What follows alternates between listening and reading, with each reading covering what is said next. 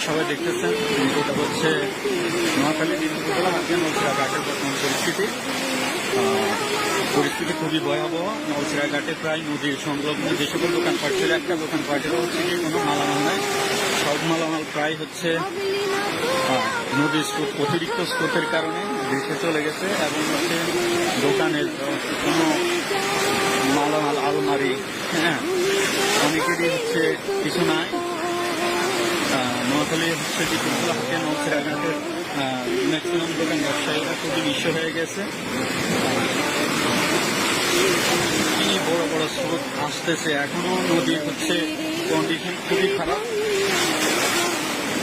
অবস্থা। আমি হচ্ছে কি যে জায়গায় দাঁড়িয়ে আছি এখানে হচ্ছে কি আমি নিজেই টিকতে পারতেছি না, কি পরিমাণ ঢেউগুলো আসতেছে আপনারা সবাই দেখতেছেন।